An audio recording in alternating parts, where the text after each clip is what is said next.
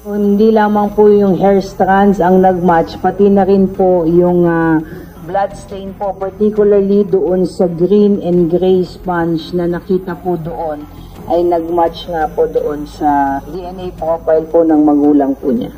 Tumugma umano ang mga nakuhang bahid ng dugo mula sa abandonadong pulang SUV sa DNA profile mismo ng mga magulang ng nawawalang grade 9 teacher at beauty queen na si Catherine Camilon. Ayon sa Public Information Office ng Philippine National Police, base ito sa lumabas na resulta sa ginawa ng PNP Forensic Group.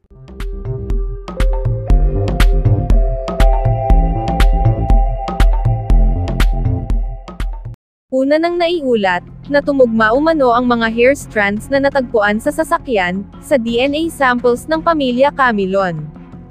Ibig sabihin, ay kumpirmadong ang isinakay sa pulang SUV si Catherine, at kumpirmadong ang duguan ito at lupaypay, base na rin sa mga salaysay ng dalawang testigo, na nakakita mismo sa biktima at armadong sospek.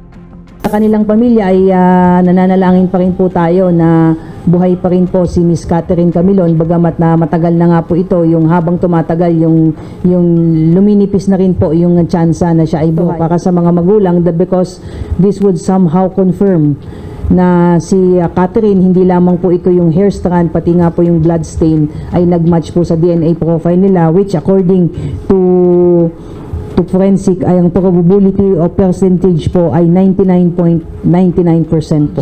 Whether dito pa lamang po sa level po ng preliminary ay they would ask for the submission po ng DNA sample po ng ating mga possible suspect po that would be compared doon po sa mga strands po na belonging to a... Nakatakda naman umano sa December 19, 2023 at January 9 sa susunod na taon ang preliminary investigation sa kasong kidnapping at serious illegal detention laban sa mga primary suspect na si Police Major Alan De Castro at ang kanyang driver at personal bodyguard na si Jeffrey Magpantay. Inaasahan po natin na magsusumiti po ng kanyang counter affidavit si Major De Castro at si Magpantay para po sagutin yung reklamong kidnapping and serious illegal detention na isinampa po sa kanya ng SIT. Samantala, hanggang ngayon, ay hindi pa rin umano matukoy ng PNP ang posibleng kinaroroonan at kung saan itinago ng mga sospek ang nawawalang beauty queen. Ngunit, umaasa naman ang PNP na buhay pa si Camilon, kahit na maraming usap-usapan at lumabas na mga balita na ito'y posibleng patay na at bangkay na ngayon. Ipinagtataka rin umano ng pamilya Camilon at sa mga sumusubaybay sa kaso na bakit sinasadyang patagalin ang kaso, gayoy nasa poder na nila ang mastermind at suspect kay Camilon. Mga impormasyon o mga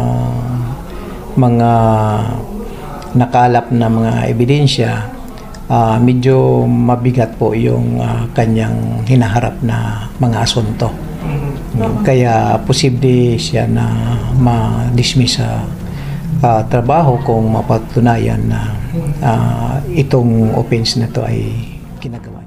Hinala ng sambayanan na may whitewash o cover-up sa kaso dahil umano sa police major ang suspect at malakas ang kapit nito sa PNP.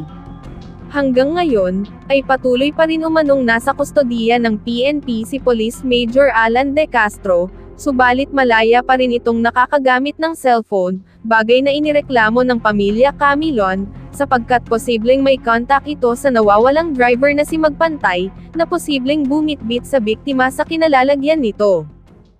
Hingi ko lang po ang inyong opinion dito sa nawawalang yung beauty queen na si Miss Camilon na sinampahan na raw ng CIDG ng kaso na kidnapping and serious illegal detention. Ang tanong ko po dito, Attorney Vidal, paano tatayo sa korte ito kung sasabihin lang serious illegal detention and kidnapping kung wala naman pong maipresenta na individual or body to say na, di po ba pwedeng sabihin ng defense lawyers na how can we, my client, be charged, Your Honor, of kidnapping and serious illegal detention when the individual is not in our possession? Paano ito? Parang medyo mahina yata, Attorney Vidal. Sa aking palagay, talaga namang medyo napakahirap. Kasi ang serious illegal detention, ibig sabihin po, meron kang taong hindi mo pinalabas at wala kang karapatan na ikulong siya sa mga... Kaya po, dapat po ay merong magsasabi na talagang kinidnap o ikinulong ng laban sa kanyang kalooban. Aha. Kaya medyo napakahirap po kung circumstantial evidence lamang ang magiging basihan ng pagpapile na kaso na yan. Oo.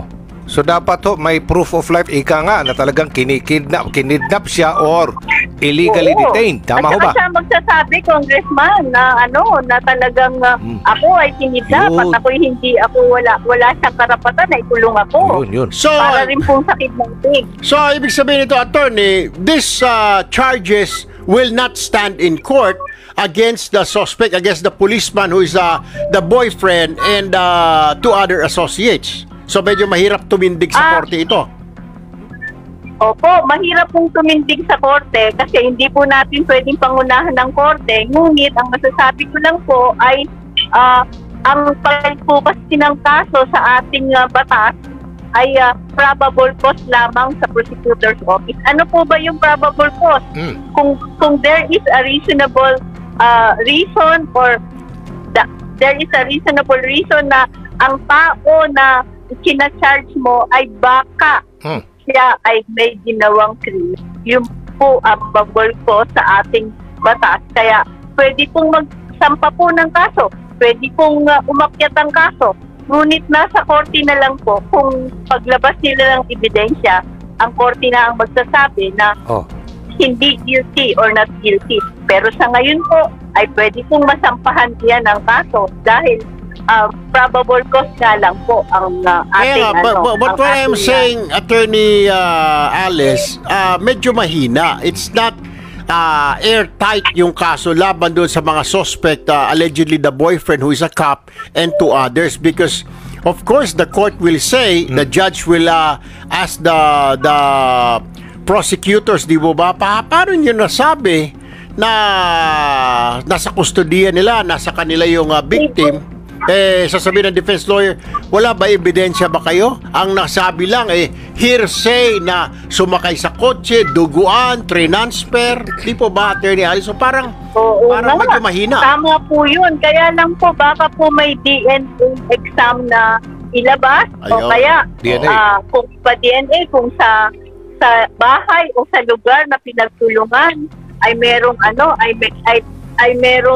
may basihan na makita dapat nila ang lugar kung saan ikinulong at doon ay makita ang DNA ng nawawalang beauty queen at ng inaaksahan at ganun din po ang mga testigo na talagang ipinasok doon. May dalawang testigo na na nagsalita, attorney. So pag tagpiin lahat itong circumstantial evidence na ito, pag lumusot yan, maglalabas ng warto para sa korte. Parang ganon. Yes po, Okay. pwede po yun. Yun po ang ating maging basihan. Kaya dapat po kung saan lugar pinulong o Hindi pinatay o anuman, ay sorry po, ay kung saang lugar po nangyari at nakuhanan ng DNA o ebidensya at nakita doon na mayroong basihan na nandoon ang dalawang taong ating dinidemanda at ang beauty queen, pwede po yun. Siguro po circumstantial evidence. Ang circumstantial evidence naman po ay dalawa o tatlong bagay na pwedeng pagdugtong-dugtong na po yun upang magkaroon ng ating masasabi na talagang merong krimen na nangyari. Yung pong statement, yung pong testimonya ni Miss Camilon na nakipag-usap doon sa asawa ni Major. Yung huli yata ito na gusto niya nang humiwalay dito kay Major. Pwede bang gamiting ebidensya din yun? Ano? Oral. Pwede po. Oral Circumstantial evidence po yun na may motibo. Pwede din yun. Motibo po yun kung bakit niya gagawin yun. Pero hindi po yun masasabi na yun ebidensya na may ginawa siyang krimen. Alright. Okay. Para sa iba pang karagdagang mga balita ng Senior Buzz, ay mag-comment lamang po, mag-like at mag-share sa video na ito, at huwag po nating kalimutang mag-subscribe sa aming channel. Maraming salamat po sa inyong panonood.